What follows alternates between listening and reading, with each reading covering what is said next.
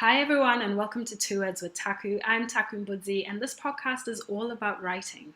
But once in a while I might go and explore and visit some other podcasts. So what you're about to listen to is an interview from 2 weeks ago with Tonti from Just Make the Thing.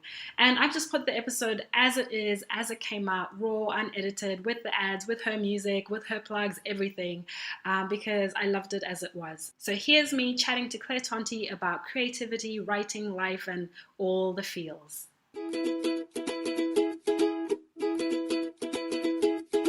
Be messy and complicated and afraid and show up anyway. Glennon Doyle. Hello, I'm Claire Tonti and welcome to Just Make the Thing, a podcast for people who want to start a thing and keep on making it and find it real hard. That's me, by the way. Today I'm joined by Taku Mbudzi, who is a writer, a stand-up comedian, a podcaster and a motivational speaker. She also happens to be deeply thoughtful, full of wisdom about living and working as a creative and just damn right sassy and a little bit kick-ass. Taku grew up in Zimbabwe and ventured alone over to Australia to study architecture when she was just 19.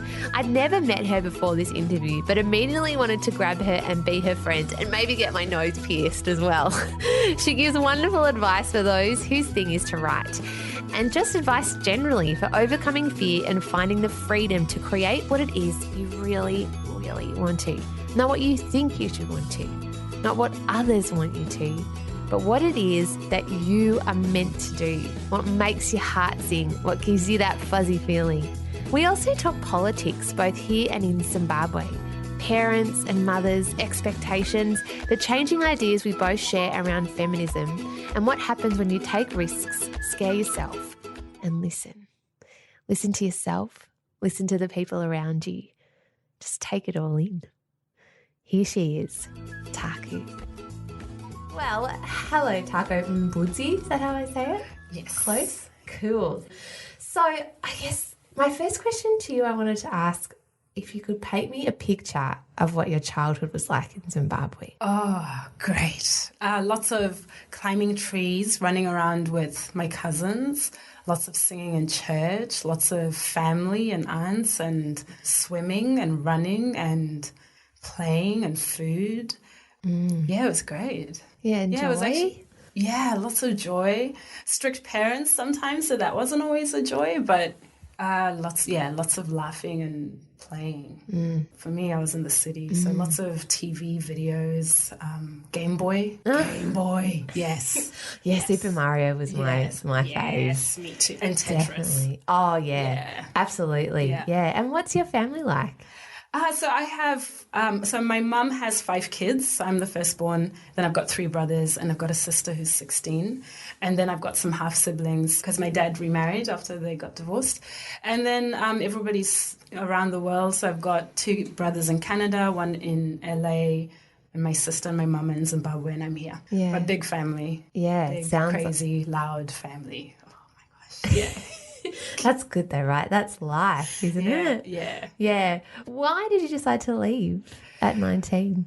Because I wanted to study. So I'd gone to, this really cool school in Zimbabwe. And then it was like, well, you go to uni. Everybody knew that you'd try and get to uni. And by that stage, things were starting to get a bit, there were vibes around politically and things like that. And so my parents said, okay, well, if we can afford to send you overseas, we'll do that. And so I applied to unis in the States, in South Africa, in the UK, and Australia. And then I got through to Australia to study architecture. And my mum was having a baby about a month before I was meant to leave for uni. So it just worked out. Perth worked out, and I ended up in Perth. And I could not wait to leave Zimbabwe and leave my parents. Really? Why? Okay, you're 19 and you're living with your parents. Who wants to do that? So I was ready for the freedom. I was ready. Yeah. Busting to get here and within leave. a month, I pierced my nose. Pierced your belly button. Yep, a month after that, my belly button. I was, everything that you can imagine once you're free and you're free in another country. Oh, it was amazing. Yeah. Yeah. What is different about here versus Zimbabwe? That's a good question. The food, for starters, the way it feels and the way it smells, the things like even the music, like you walk down the street, there's always music or there's people laughing. It's I don't know, it just feels like a different place, a sense of community as well. Everybody kind of knows everybody, or, you can speak freely to people in your language. I'm not saying that Australia is not like that, but it's just different when you speak another language or you have a different culture and yeah. And then, economically, not that I love talking about politics or anything, but, it's a different political climate and, it's sort of easier to get jobs and work here than it is back there. And why is that, do you think, the difference politically? I don't want to get too far into this, but I just find it so how fascinating. Much time do you have? Well, I know. Just for people who've never really heard much about Zimbabwe, other than it's in Africa, politically at the moment,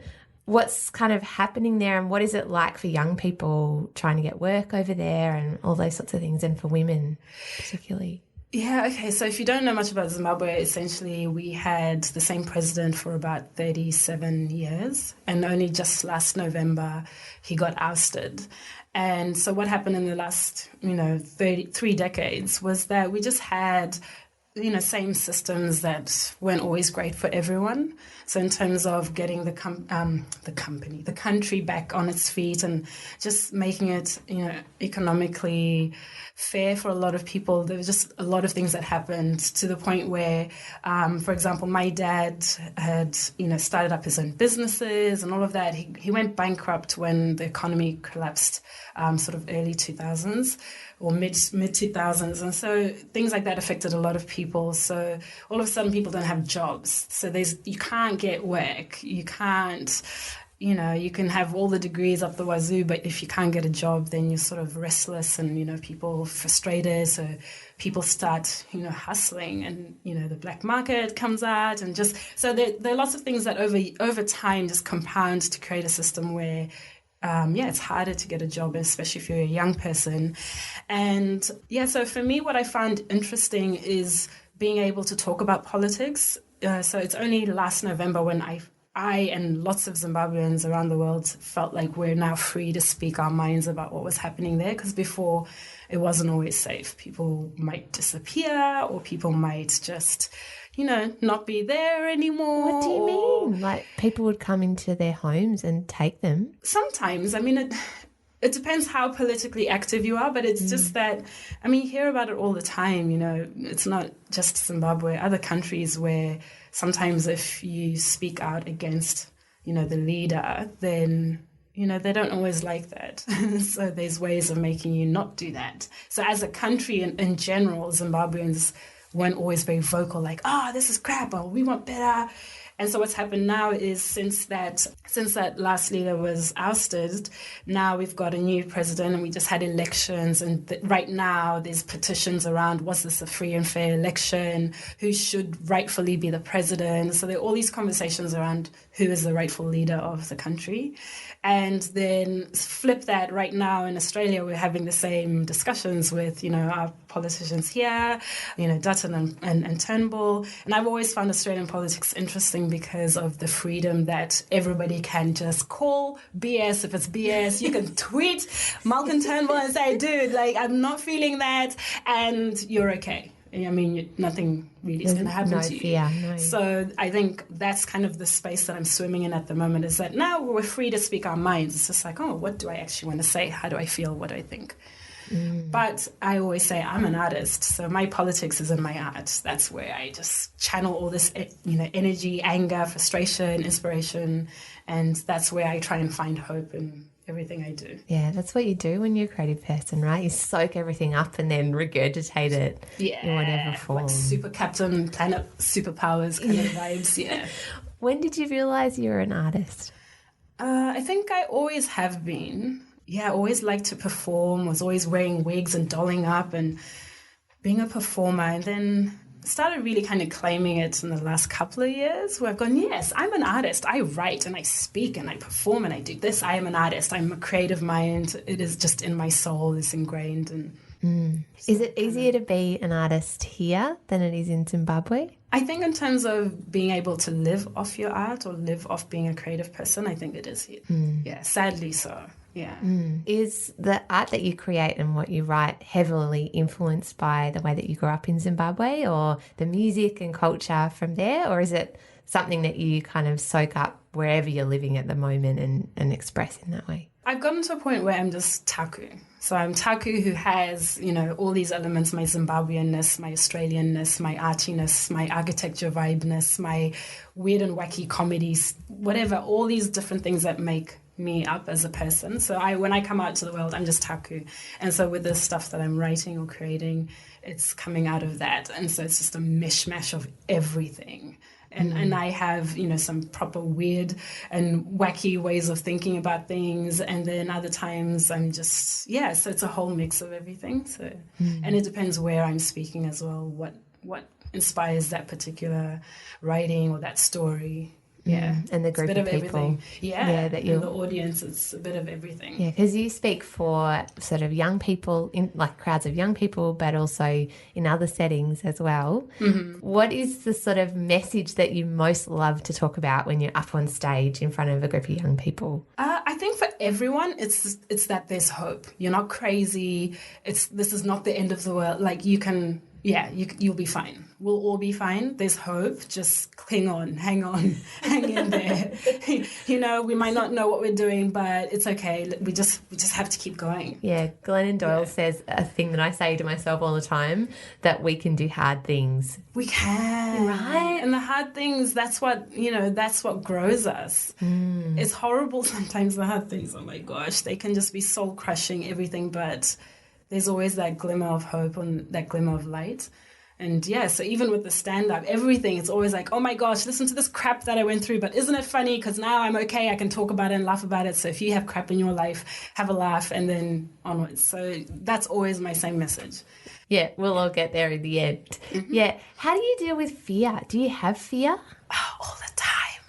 All the time. How do you not let it stop you from writing or getting up on stage or doing stand-up? Because that stand-up to me is one of the scariest things you can do. It is the scariest thing. And that was exactly why I did it, because I've got 3 brothers who do stand-up as well. So I've been doing all this talking in schools and getting up on stage and telling kids how awesome I am and doing the whole motivational speaking kind of vibe. And then my brothers were doing stand-up and I just looked at them and went... I can do that. And I didn't think I could. And so it was a fear of mine, making people laugh on command. And then I tried it. And the more I just faced that fear of watching those jokes land and nobody smiles. Oh, it's so confronting, but it's so good because then you learn and you write better and you perform better, or even you get surprised by what people will laugh at. So it counteracts the fear of not being laughed at. It might just be your body language that works. I always jump into the fear and I journal every day. So if I have something that's freaking me out, I'll write it out and say, what is it that's freaking me out about this thing? Another thing that I've started doing is looking at the fear of scarcity. I don't know if you've heard of that expression. So fear of scarcity is when people are scared that there's not enough. So there's not going to be enough attention, money, airtime, funding, grants, light, whatever it is. And so sometimes that's what makes people more fearful and small, competitive, selfish, ego, all of that horrible stuff. So sometimes when I'm feeling confronted by my fear, I go, what is it in this that's making me feel uncomfortable? Where's my ego in this? What happens if I take my ego out? What about, I don't like that person, or they're making me feel a bit, unsure about my skills? What is it about them that I like or that I could work with them? And so sometimes it's trying to be a grown-up and processing those feelings. Put your big girl pants on and soldier on. Take the higher ground. What does Michelle Obama say? Go high when they go low. Sometimes I'm like, I can't be bothered. No, I just want to sit and say that the life is hard and everything sucks. Yeah, and also I have a best friend who that is my go-to person. If I'm having a freak out moment that's real and raw and instant right now, I will audio note her on WhatsApp and I'll say, babe, this is bullshit. I can't do this. Okay, and then just spit it out. So sometimes even having someone I can tell, so her or my partner, about these fears, then I don't feel so crazy. So they catch me. which is also really amazing. It is having those people in your life to be able to go, this is terrible and it sucks and I feel like an imposter and I'm never going to do this and it's all terrible. And then once it's out there and you look at it, you can go, oh, actually, I'm just being a bit nuts, or I'm tired or hormonal, or maybe I need some chocolate, or, you know. Everything. Yes. Tired, hormonal, and need chocolate. Yes. Yeah, all those things. Eat food and you'll feel better. Yeah. What would be your number one tips for someone who is a writer? I would say be kind to yourself. I've learned a lot about being a writer in the last year. So what I found for me is sometimes I'm really structured with my writing. So I'll go, right, I'm going to write every single day and I'll commit to that and I can do it. And then other times I just don't feel like writing and I don't feel inspired to do it, so I don't. So I'll read or I'll do something else. But what I realize is I'm actually writing in my brain. So I'm writing, like there's a little writer's room at the back of my head. So that's where a lot of those ideas swim and kind of come together. And then I might just sleep on it. And then the next day I just smash, like it just all comes out.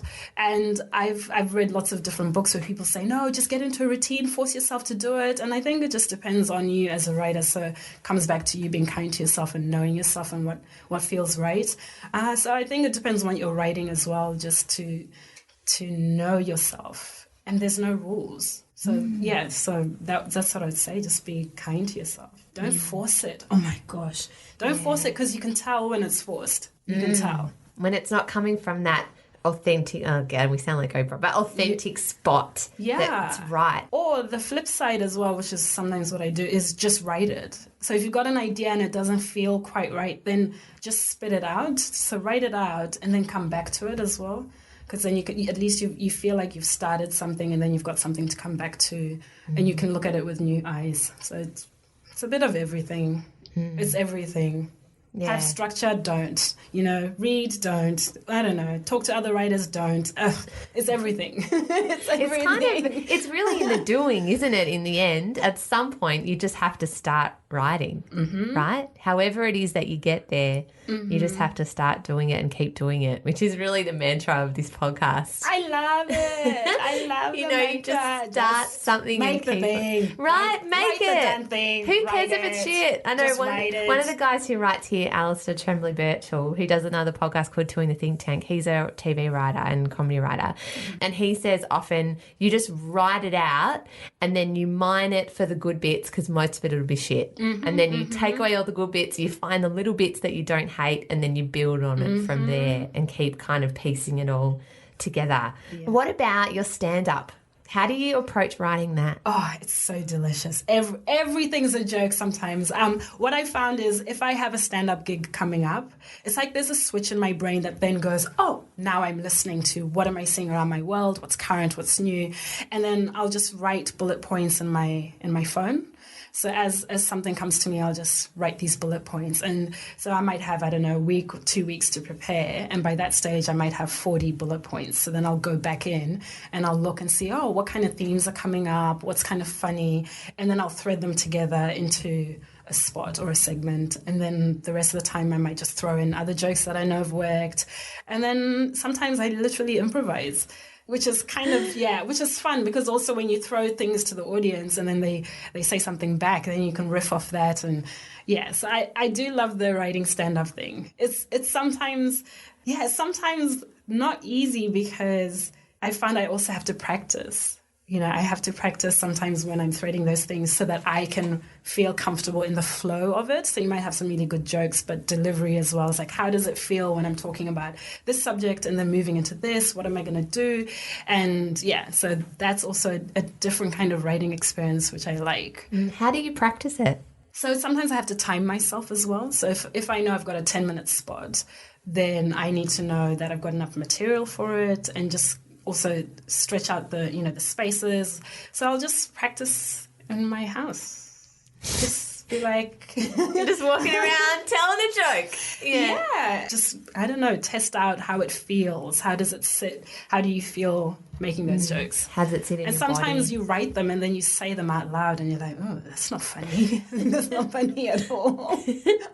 What's some of your best jokes? Like, what are some of the ones that you're really proud of? You don't have to do the whole joke, but what's the content that you're proud Claire, of? that's almost like saying, tell me a joke. And, all comedians hate that line. Tell me a joke. I know. Prove to me you're funny.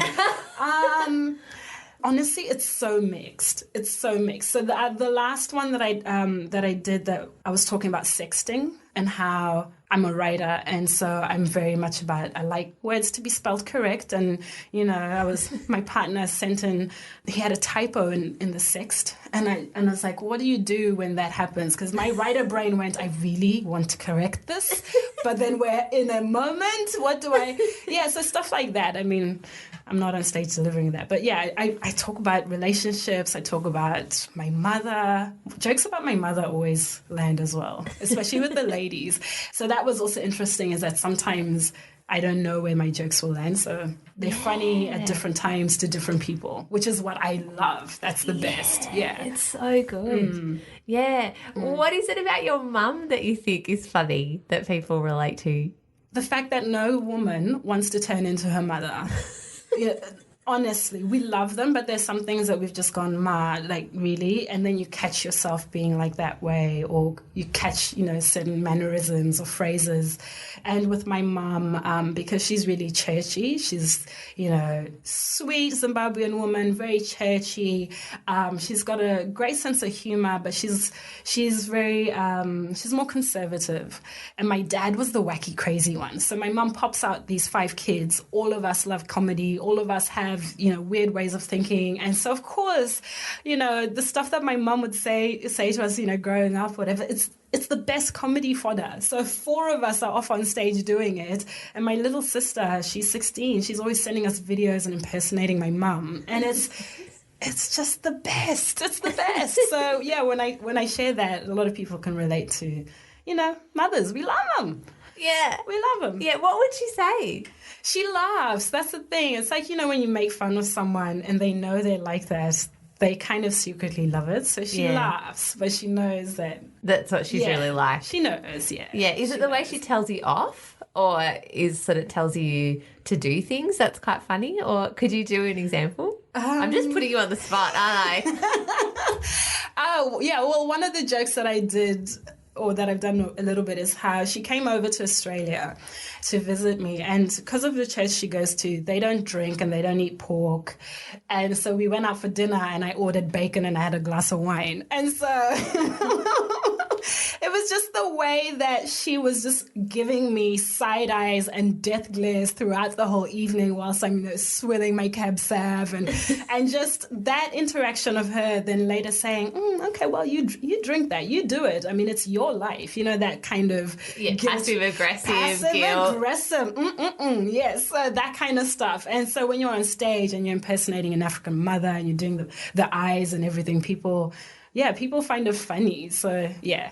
And I guess we're really relatable too, right? Because I know I can totally relate with my mum in the same way, that they don't say directly what they want to tell you. It's all kind of implied. Oh, it's implied. And so then I'll catch myself saying to my partner, we had this the other time, I said to him, oh, no, don't wash the dishes. I'll do it. You know what I mean? Like, no, exactly, and then he's like, oh, no, but I can do it. And it's like, no. I will do it. So then I wash the dishes and I'm like kind of slamming it down, cracking them. And then he said, okay, you need to tell me how you want them done rather than sort of, be upset at me or be all passive aggressive-y kind of. And I was like, oh, okay. So yeah, just examples like that where I catch myself. Yeah, just like the whole thing about life really is that we do slowly turn into our mothers, really, unless we're really vigilant. They pop through, and sometimes that's wonderful. There's I love my mum, and there's great things about it, and then there's also things where you go, oh no. Yeah. How do you catch yourself, or what aspects of it? The same, the passive aggressive kind of stuff, walk in the door and be like, oh well, the floors, I guess I'll just do the floors. I'll do the floors. These floors aren't going to clean themselves. Yeah, exactly. And that whole martyrdom sort of thing. I know. And I wonder sometimes too, I think women are really good at doing that, at almost relishing being martyrs. Oh, yeah. Being like, well, I'll just take on everything because I'm so busy and no one else could do it the way that I could do it. And so we sort of have this message for ourselves that it's all about, and the more work that we take on, the busier we are, the better we are as a person, and no one else is as good or something. And then we don't want the help when it's offered. No. It's and then like, all the wheels fall off, and then you end up bursting into tears or something because you're exhausted because you've taken on too much because you think you have to be perfect all the time. What do you think about the movement now of women, I guess the Me Too movement, but also just women in general having more of a voice now? How have you found that as an artist? I love it. I love being a chick. I love it. I love expressing myself. I love being around other women, and I love meeting people. So I'm really excited to see more women speaking up for themselves about the things that they're interested in. I think personally, I'm really finding it a delicious time to watch content, art, films, music, books, whatever made by new voices or women that I hadn't really seen before. And not just women, just all these other, underrepresented groups or communities just popping up. So it's really quite refreshing and inspiring. Sometimes I just sit and my brain is full and I just go, wow, okay. And then, so speaking back to that fear of, wow, there's so many people now speaking up. Like, where does my voice fit in all of this? You know, sometimes you have those moments, but it's also about celebrating that everybody's voice is important. And so even for the men that we have in our communities and in the world, it's not to now say their voices are less important, but it's quite good to see how those conversations are happening to invite, more collaboration, more understanding. And I'm learning a lot. There's so much I had no idea about. I feel so green about a lot of issues. I'm finding I'm reading a lot more. I'm curious. I'm asking questions, confronting, other fears and things that I wasn't even aware of. And yeah, it's an interesting time. What are some of the issues that you found that are new to you or that you hadn't thought about before? Well, this whole thing around feminism, it's just a word that was never really in my vocab in the last long time. I just never thought of it, never spoke about it. I didn't really tap into that. So yeah, just trying to unpack what that looks like, feels like, language around it. So you recommended the Guilty Feminist podcast to me yesterday, and I listened to a few episodes, and it was really eye-opening how women speak about that topic. And then I'm still kind of going, oh, what does that mean to me? And reading up about intersectionality as well within that, and just all these beautiful words. They're words, and I love words. It's like, oh, what does this mean? What does this person say it means? And so to me, it's just an interesting time of growth, research, learning, understanding, questioning, confronting, all of those things.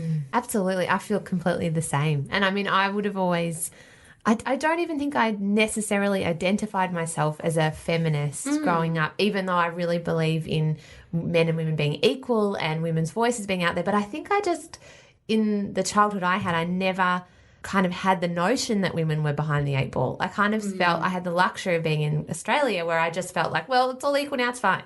I don't have to battle because everything's equal. And if I want to do something that a guy's doing, I'll just go do it and everything's fine. And so it's only in the last few years and listening to shows like The Guilty Feminist and even just watching what's happening politically, Trump in the White House and all of those things, and also becoming a mother and then suddenly seeing that, yes, the career progression that I had and all my friends had seemed to be going equally along with the guys in my life. But then all of a sudden a lot of us have had kids and suddenly we're out of the workforce, and then you suddenly see what happens when women are the primary caregivers, and then their money, that they're not earning as much money as their partners anymore, and then the opportunities that are afforded to them once they become a mother are kind of curtailed, and that whole discussion, and then thinking about how my mother grew up and her beliefs, and then I questioned my husband's mother, and she lost her job when she got married because she worked for the public service in the government, and at the time it was a policy that once you were married you no longer could have a job, so she lost all her superannuation, and then and she's 70 this year, so it's not that long ago. I wanted to ask you from your perspective growing up in Zimbabwe too, because I've done a little bit of reading into what it's like for women in that community too. is feminism something that's alive there in Zimbabwe now? You know what? It's really hard for me to answer at the moment because I'm not even sure. I'm still trying to understand that for myself. And as you were speaking, I think one other thing that I've had to confront is the fact that my experience, my own experience, is so different to a lot of other people who look like me. So I grew up in Zimbabwe. I grew up in a middle-class suburb. I went to private school my whole life. We had drivers. We had a security guard. My parents were not politically affiliated. They were entrepreneurs. My dad worked as a chemical engineer for BP and Shell for like 20 years. My mom's trained as a psychologist, and she's a, organizational behavioral consultant. So they were both educated. They both ran their own businesses. So they built up what we had. So I grew up being told I could be anything I wanted to be and do anything I wanted to do. And then growing up in Zimbabwe, I went to school with lots of kids who were mixed. So we had as many white kids as black kids in our school. Like one of my best friends was this white girl called Janine. And, I knew no different. And then what I did know was the difference in class in terms of growing up in the city, private school, nice suburb, and we'd go to the village, and then you would see how real life was for people. But my parents were always about helping others. So I think probably the area that I probably saw the divide or the difference between the powers of men and women was in our church. So the church was very much like men sit over here, women sit over here, and also just watching how men are revered and how we greet men and how we need to sit a certain way and how you need to look after your husband and just all those kinds of conversations. I always knew that the man it's God, your husband. No, it's God, your husband's mother, then your husband, and then your children and stuff. So I always knew those hierarchies.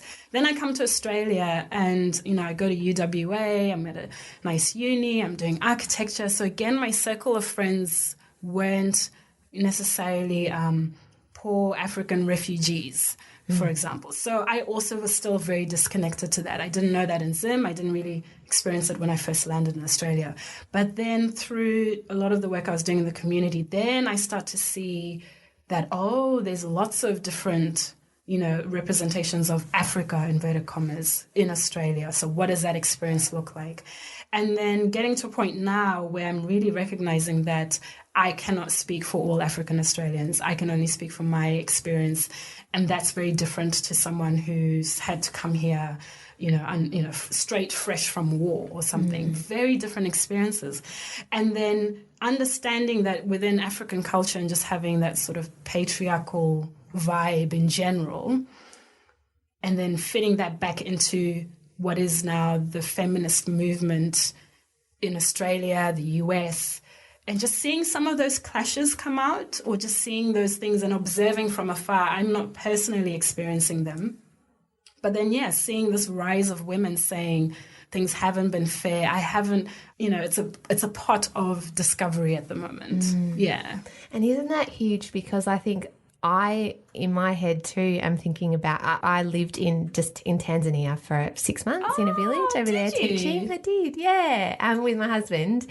And so, but and having that small window into, one African country, I think Australians tend to lump Africa as a whole into one notion. And then sometimes you make all these assumptions about someone when you meet them based on kind of what you've seen through World Vision or what you've seen through the news or Sudanese refugees or film. And obviously Africa is, a continent of 50 countries, and within each country so much complexity. Even now, I think as you grow older, you start to see how much you can assume about someone based on what they look like, based on where they come from, based on their education or background, and you have absolutely no idea actually what their life was like, and you can have no idea what someone else who grew up in the same town as you, what their life was like. I know that in Melbourne, I was privileged to grow up in a very similar home to you, and we had a really largely kind of social justice bent, and we were a very Catholic home. But even then, I can't understand what it would have been like if I'd grown up in a violent household, if I'd grown up going to a school where there weren't as many resources. I went to a private school. You know, if you grew up in commission flats, if your family had broken down, if, you know, you end up on the street, and then what is your life in that way? So, yeah, it's about listening, isn't it now? Really? It is. But it's, you know, listening is very intentional. It's very intentional. So even how you're talking about Africa having 50 countries, it's actually got 55. And sorry. No, it's okay. I'm not saying that to say, oh, you're wrong. No, it's because people don't even know that South Sudan is the 55th country in Africa. So it's a new country that only came to exist as a country recognized I don't know how many years ago, but it's pretty new. So even how South Sudanese people talk about their community, their country, the things that they're going through, I'm still learning about that. I can't even comment about that stuff. And so then you see what's happening in the news over here, and it's like, oh, you know, what do I come back to? What can I have or say or do? It's compassion and listening and learning and just trying to understand how I can be honest with myself if I don't know stuff, but also what do I feel comfortable saying? How am I honoring those people? How am I supporting them, or maybe their artwork or the way that they want to tell their stories?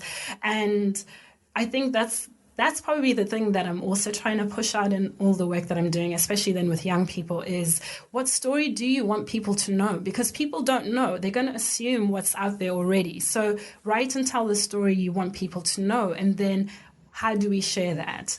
And I just find art, I always come back to art, like, you know, inspire us with something, like tell us, you know, there is a space for activism, obviously, and there's a space for policy, people lobbying for that. There's a space for, you know, protesting, but there's also such an amazing space for art to change and inspire. And sometimes people don't even know how to write those stories. So even for me, it's taken me years to get to a point where I'm like, oh, I think I kind of know what stories I want to tell, but that was such a hard process to get through. So that's sort of the space I'm also sitting in, is listening to the stories people are telling me about themselves, but also challenging them back. What can you share with us that shows us your world, but also helps us help you or walk with you? What does that look like? Tell me about the high teas that you ran. The high teas. Oh, they just make me so happy. So one of the things that's been really tough with everything that's happened in Zimbabwe is a lot of people have lost their jobs and people have died. And so there's just this group of mothers, mine included, who are just kind of like, a bit, you know, uninspired and feeling sometimes hopeless and helpless. And I got to a point as well where I was trying to reassert my own boundaries. And you might understand this as, in fact, women understand this. Like, we're so good at helping others and giving out. And it's our first instinct to help somebody else. I'll give you $500, but wait a minute, I'm only left with 50 and I need to pay this and that or whatever. So I grew up a lot with that. Maybe I shouldn't say grew up, but when I moved to Australia, I've always felt like I needed to help my family back home. So I spent a lot of time sending money and all of that stuff, but it's like a Band-Aid for a situation where, you know, it's hard. So I started sort of looking at what I wanted to build for my life, my career. And part of that was working out what boundaries I needed. And part of that was also challenging people to start to fight for themselves as well, to remove that need for dependency, whether it's financial or emotional. And I realized with my mom, she's not excited about some things. I'm like, Mama, what are your hobbies? What are you doing? What's a hobby? And she couldn't tell me what a hobby was. And yet every conversation is like, oh, we're surviving. Oh, I'm praying for this. Oh, this and that. And it was always like, oh, such a hard thing. And I realized my mom didn't have any friends.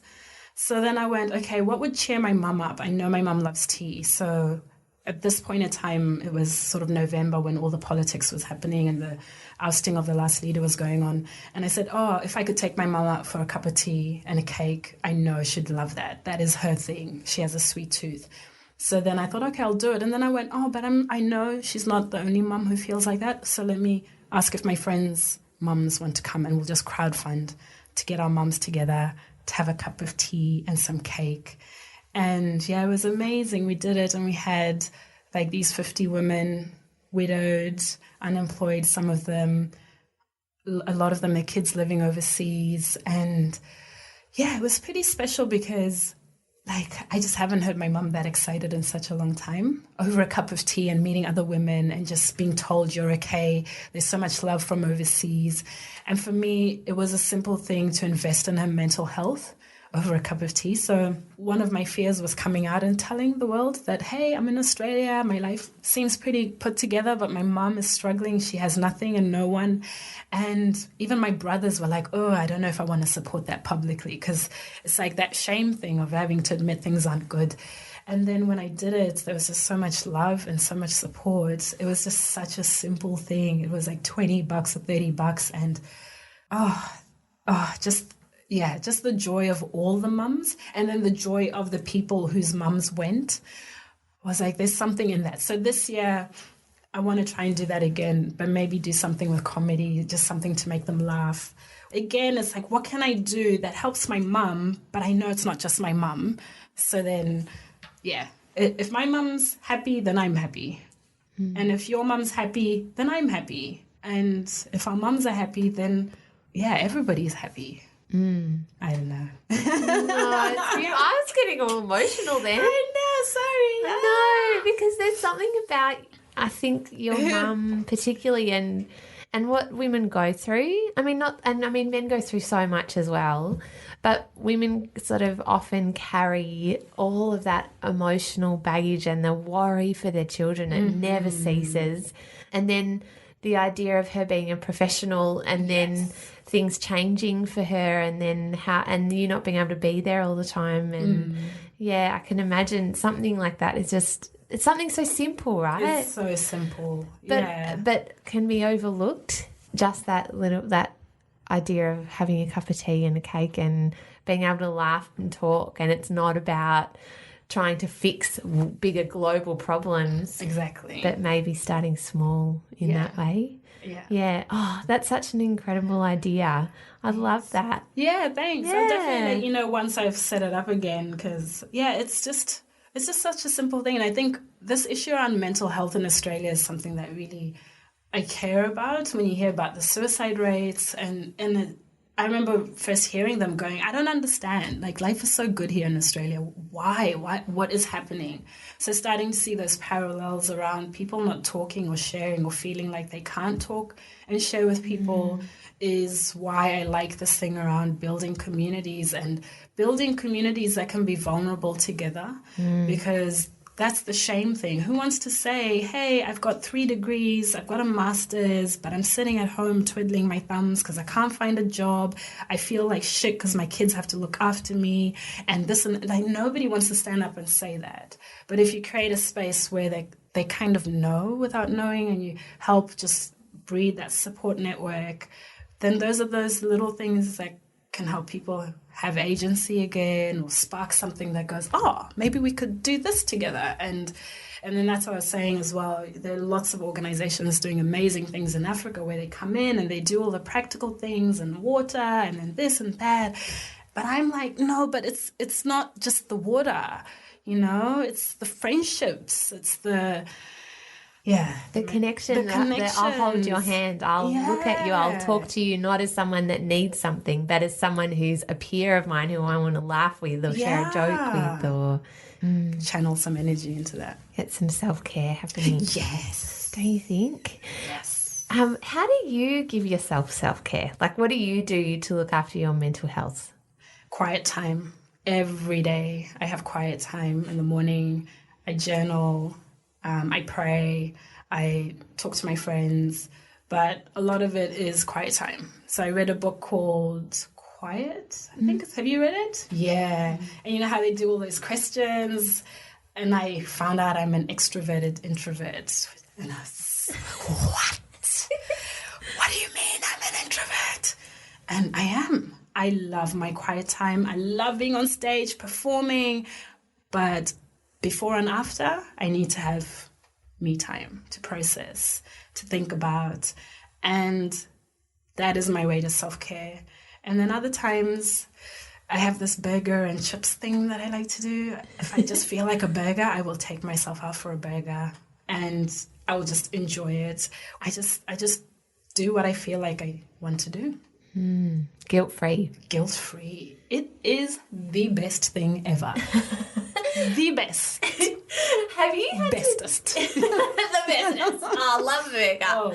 I did that yesterday, actually. I did. So, but have you ever battled with that guilt? Do you battle with that, or are you just like, I'm enjoying this, that's it, and you haven't ever had to kind of feel guilty? About taking time out for myself? Yeah. I used to. Not so much these days. I'll have moments where I might sit on the couch the whole day and watch TV, and I call it research because, I'm writing TV stuff. It's totally research. It's research. Yeah. And then I'll feel guilty, like, I really should finish that script. And then other days, I just learned to give myself that space, because when I want to, do something or finish something, I will finish it. I know I'm like that. So then I know, okay, well, I can get to that point. So right now, okay, I'll just be free. I'll just enjoy myself. It's okay. I love that. Definitely. What are you working hard on at the moment? What's your current thing? It feels like everything. I know. Life, surviving, being taku. But what's your sort of projects that you're working on at the moment? The main things are, one is a children's TV series that I'm developing, and the other one is a young adults novel that I'm working on. So writing 2 stories, and that's what's keeping me busy. So I formed a production company in April so that I can be able to produce my own stuff. Called? It's called Chaga, which in my language means search or look for or seek. And so, just mainly focused on building that up and doing all this stuff, business plans, which are such a joy. They actually are now. I should say that, sorting out all the admin-y, accounting-y stuff, also getting all my pitch documents together, learning, meeting people. So that's what's keeping me on my toes at the moment. And writing. Just constantly writing. Not constantly, but mostly. Just chipping away at it. Between burgers and going to the movies. Every single day, but yes. And writing in my brain and then meeting people.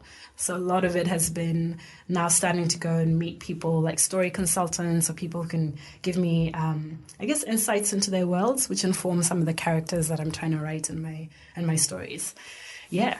It's fun. It is fun, but your brain gets full very quickly, which is why I was saying sometimes I might sit with someone for 4 hours and they tell me about their pocket, their world, their community, and I can't go and write straight away. I have to sit with it. And then when I go to write, these gems just come out, and it's amazing. It's amazing. Wow. Yeah.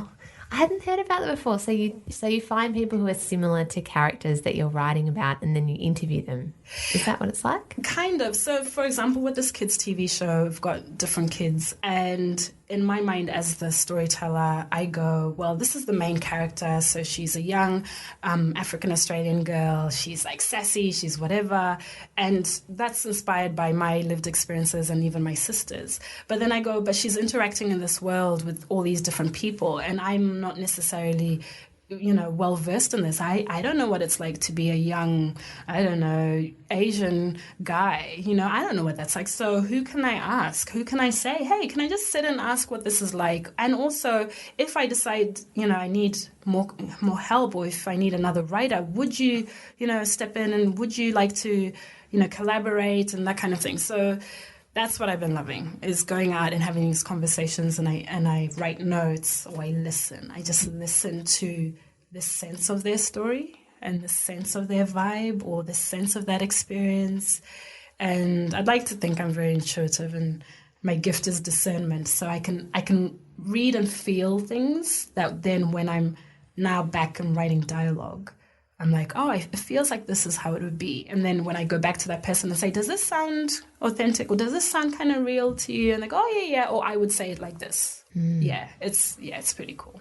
That's really cool. Yeah. I've learned something. I didn't know that writers did that, which sounds probably ridiculous, but I just didn't know. Why do you think it's important to have a diverse range of voices from different backgrounds and walks of life? Turn on mainstream TV in Australia. If you can see someone who looks like me, then we're good. If you can see or hear a voice that's like me in any shape, form, just being there, not necessarily talking about social justice or whatever, just being there, then we're good. But at the moment, we're not good. Why do we need it? Why do we need it? Because it's real. That's what's real. You know, we can't paint a picture of what's not on the ground. Like you and I sitting in the studio together. This is amazing to me. Do you know what I mean? Like to me, I just like your vibe. It doesn't matter where you're from or whatever, but we're talking about just life and we're podcasters. We love being around people and storytelling. So it's not necessarily about what we look like, but our voices are now saying, oh, this is just normal. You know, this is just it. So it's important to just show that, yeah, people are doing this everywhere. But now it's okay to show it, or it's okay to invite it, or it's okay to celebrate it. It's nothing to be afraid of. And it's not token. No. It's not token. It's not, oh, we better get that kind of person in there because at least we can tick that box. Oh my gosh. The number of times these days I'm getting approached for stuff and my gut just says, how have you supported me along the way? Or how are you genuinely in love with or passionate about the things that I am versus you just want me to come on and say a certain thing or write a certain thing because it looks better. Do you know what I mean? So I very quickly can work out, no thanks. I've already done the token taku stuff. You know, I did a bit of stuff in Perth where, yes, I'd come on and I'd, whatever. But I always felt like that's what people were inviting me to do versus me saying, actually, no, you know what? I want to rock up and be like this, or I want to talk about this. And so, again, switching so that the person you're inviting also has agency in what that collaboration or that event looks like. Yeah, absolutely. Because there's that whole saying, you can't be what you can't see, right? But I also think we need to flip it, and I'm starting to understand that too, that if you can't see it, you got to go be it. Yeah. Do you know? Yeah. And obviously everyone's different, but I have often felt that I was quite a chubby kid. I was never you'd have been a cute chubby kid. I was very adorable, but I was very chubby and loud, like kind of very opinionated, and I loved performing and sort of speaking my mind and, and being out there and saying things. And I often found it really tough at school because people didn't like me very much because that's not what the popular girls do. The popular girls are skinny. The popular girls are blonde. The popular girls, say the right thing and they're not too smart and they don't, get out there and put up their hand at the front of the class all the time and have all the answers because they're I got called the teacher's pet or a know-it-all or like a nerd. And so I used to just read my book in the corner all the time. Claire. I know. But now I love that because I love that girl that. And I struggled a lot in high school with self-esteem because I thought I don't fit and I don't see myself reflected. I'm not a Disney princess. I don't have the waist the size of a pencil. I'm never going to be like that. And so how could I'd always have this narrative in my head, when I lose enough weight and I look differently, then I'll do the things I want to do. Yeah. Then I'll take a risk. Then they'll listen. Yeah, then I'll get to be the main character in that show instead of like the evil fairy godmother or whatever when I got cast off it. Oh, really? You? Yeah, I know. I mean, it was actually quite fun. I got to wear big lashes and big hair. But I do often think that now it's such an exciting time because we can go, well, rather than waiting for someone to save us or someone to come along and create the art that we want to see. We bloody well just got to roll up our sleeves and get in there, right? Get in there. And that's the thing. So many people don't even know what it is they want to do. They don't. They really genuinely don't know deep, deep down, what is it that I absolutely get tickled by? What is it that just brings me so much joy? It's the most ridiculous thing. What is it that I just love so much? It's like my secret delight that and honestly, some of those things people don't even know how to express it to their partners, and to the people around them. And that was me for a long time, sort of a time maybe 8 years ago. So I lived in Perth. I was married at the time, and I was still trying to figure out some things. And I always had to push down the taku-ness. People would tell me, you're too happy, just settle down, can you just tone down the joy? I'm like, I can't do it. And so that's what I also see. And so when I do writing workshops or storytelling workshops, I literally say to people, we're going to mind map all the things that you love, that you're too embarrassed to go out on the street and tell people you love, and the stuff that people write. So I love pushing those, kind of connections and pushing. What is it? Like, what is it that you really are feeling you want to do? And then what are those things that are freaking you out about doing it? So coming back to my mother, I was asking her, like, what is it you really want to do? What do you want to do? And, she's still trying to answer that. So for me, that's now my focus is, rather than just paying for stuff for her all the time, it's like, no, Mama, let's see. What are we working towards? How are we going to get to a point where now you're like, oh, damn it, this is what I want to do. Fuck the world, I'm going. Do you know what I mean? And once you reach that point, nothing will stop you. Nothing can stop you.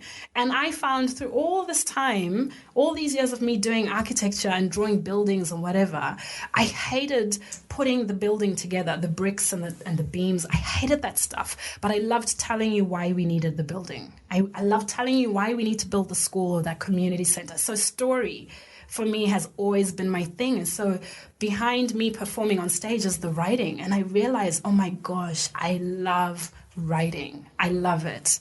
I do it and not get paid sometimes. And then I do it and then I get paid heaps. And then once I realized that and I realized where I could take it, now I'm just in the sweetest spot. And no one can take that away from me.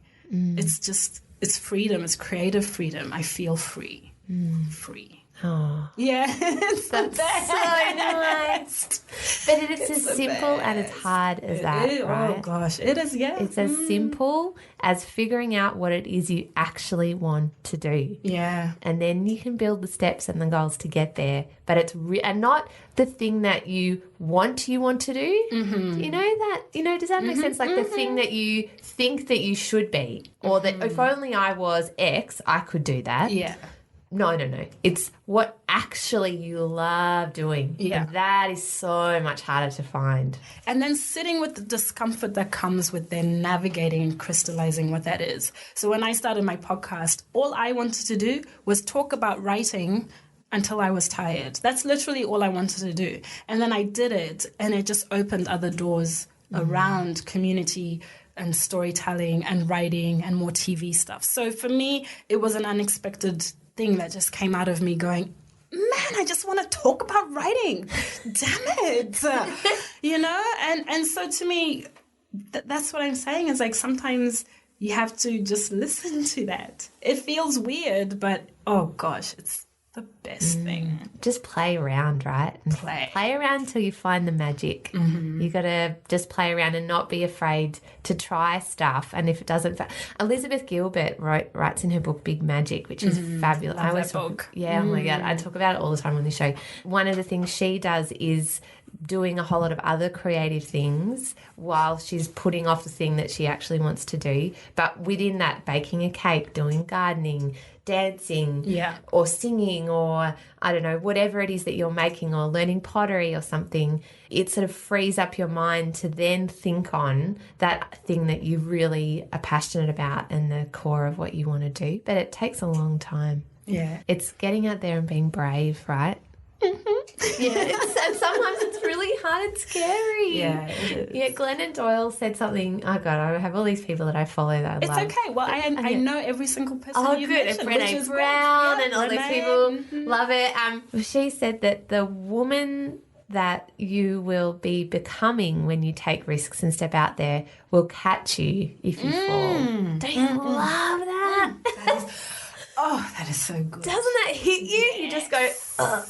Because that's the fear, that you'll get out there on your own and that no one will be there. Yeah. And you'll just fall. Yeah. But that idea that actually that woman that you're growing into by taking that leap will be there to catch you. I love that. Because, actually I was thinking about you and how you've set up this podcasting network. I mean, that's not something you just wake up in the morning and go, right, that's it, I'm doing it today, smash, it's done. So I was even curious for you what that's been like, being able to, have you had any fears around that? And then how have you dealt with it? I know you're working with your husband, but what's that been like? Because same thing. Yeah, well, I guess so. Oh, this tables are turning. Because I was a primary school teacher back up until I had my son about 3 years ago. And I love teaching. I love working with the kids, but I always felt a little bit trapped because I had to be a persona. I couldn't just be myself. I couldn't be unfiltered. I couldn't swear. I couldn't say what I really felt about certain things. I worked in a Catholic school, and that came with a whole host of kind of beliefs that exactly, Taki's rolling her eyes and I felt the same. And there's lots of beautiful things about living within a faith community too that grounds you, that gives you a deeper sort of thought process and philosophy, but I also felt trapped within that and filtered. So I could never have a social media presence. I couldn't communicate my real thoughts and ideas. I was Miss Tonti, in inverted commas, who I loved. I loved that character, but it was a character because you can't be yourself completely with kids. You can't walk into a classroom and go, I'm so fucking tired today. Can you shut the F up? Yeah, you can't do that. Yeah, exactly. And I loved working with kids, but I always kind of struggled with that. And I think all my creative energy was going into teaching. And also I'm not very good with a whole lot of kind of data and assessment and paperwork. I preferred to teach rather than to spend hours and hours marking papers and then judging kids on work and comparing kids. It just didn't sit with me that well. Yeah, so when I started doing the behind the scenes for like the business with my husband who had his podcast, he struggled a lot with fear around creativity for years as well and kind of didn't do anything for a long time. And I was always really pushing him because I believed in what he can do, but he was sort of stuck. And then he started making his, weekly YouTube channel and it grew from there. So I was sort of doing that behind the scenes for him. So it was a huge leap for me to then actually move from being the support crew, which is what my natural tendency is. I'm the support crew. I'm the teacher, the support crew of the kids, the support crew of him, of my family. Like I lost my dad too about the same time, about 3 years ago, 3.5. So sometimes when you lose someone like that who's sort of an anchor, you suddenly go, well, I better, if I'm going to do something, life is short, get out there and do it. Yeah. So I think I dealt with, and I still, every day I'm terrified every day. You're walking into new situations and you don't know who you're going to meet, and you have ideas and some of them work and some of them fall flat on their face. And I mean, I've never done anything to do with business before, so I'm learning how to run a company, learning how to make money out of podcasts and YouTube and negotiating deals with people in America and the UK and learning how to do social media and edit and all kinds of things that I never anticipated doing. It wasn't a plan, you know? So, I'm constantly terrified. Last time I was terrified. I was crying in bed last night just going, oh, God, I don't know what I'm doing and this is really hard. And, we've started a new show and it's great. But now I'm producing podcasts. Yeah. Who knew that? Is it right? Yeah. How do you know if it's right? Like, no one's there to tell you. But your gut just tells you it's right. It just tells you. It tells you. And even that's what I trust. So even with you reaching out to me and just how we've, paths have sort of crossed, I just went off your vibe. Yeah, me too. I saw you speaking at the podcast awards. Yeah. So working with kids thing, it's the trying to build something, not quite sure where it's going, kind of, whoa, what is happening, but I'm just going to go with it kind of vibe. This is it. So this is what I mean. Like you start just kind of doing those things yourself and you find your people, they find you, and then it's just like, this is life. Because you're in the arena. You're not on the, because it's very easy to be a spectator and comment and give your feedback and say I don't like things or I do like things. It's much harder to be in the blood, sweat and tears of the arena where you can fall down on your ass and have to pick yourself back up. Yeah. But it's way more fun here. Oh. It's the bestest. I mean, it's terrifying, but it's way more It's the bestest. Look at us laughing about our fears. I love it. I know, that's the way it is. It's awesome. Oh, Taki, this has been such a joy. Oh, same. I've really loved talking through all of this. It's so good. I guess I wanted to finish and ask you one last question. Why did you call your company what you've called it? How do you say that in your language? Chaga. Why did you call it Chaga? Because I have a business right now called Taku, so Taku as, and that was more me as the inspirational speaker, me as the personality, the Taku brand. And when I was looking at forming a production company, it's around screen and audio and about people. And I was really looking for something that wouldn't be about me. And I was looking for something that sounded unique. And I wanted something that would look interesting, but I also wanted something that meant I want to invite people to search for their stories. I want them to search deeper for that magic and the stuff that I'm only starting to discover in myself. And then also for somebody who's out there going, I'm looking for something new or different to listen to or to watch, that then Chaga would be that place or that company that can help you do that. And so even with the 2 words with Taku podcast and stuff, and how I started that was because of being on Instagram. Every so often I would write 2 words. So today's 2 words are this is where my brain is. And it just started getting a lot more likes around this, just 2 words, like just keeping things really simple. And so again, being that beacon of, just sometimes keep it simple, And so when I looked at the things that I've been really good at the moment, it's been the podcast and just working out that world exactly like you're doing, but also the navigating the TV stuff and starting to write for screen. And so what is the way to pull that all together? It's like, what are you looking for? Who are you looking for? Let's look for it. And so, Chaga felt right. To seek. Yeah, to seek, to look for it, to explore. Yeah. Okay, well, I highly recommend you go and seek out Taku. Oh, listen to you. You're so sweet. Yeah. Yes, come on over. Come and hang out. Yeah. So you have your website, which is taku.com.au. Perfect. And then I'm on Instagram. I'm on an Instagram break at the moment, which is another way I do the self-care thing. If I need time out to write, I go off Instagram. So I'm at Taku Speaks. And then got my podcast, 2 words with Taku. Fabulous. Yeah. Thank you so much. Oh, thank you, Claire. Yay, okay. You've been listening to a podcast called Just Make the Thing with me, Claire Tonti, and the wonderful Taku Mbuzi. You can find more about Taku at taku.com.au or on Instagram at Taku Speaks. She does lots of different things, and I'd highly recommend watching that girl. She's going to make some amazing things and has already so far. Her podcast, 2 words, is also really brilliant. If you'd like to find more podcasts from the Planet Broadcasting Network like this one, head to planetbroadcasting.com. We're available on iTunes and Spotify and all of those wonderful places as well. And if you could, be your love. We'd really appreciate you rating and reviewing and subscribing to this podcast in iTunes. It really helps our show to be discovered, and tell someone about us. Go on, give it a go. We would love you to share this episode or another one of your favourites out there, and give us a review.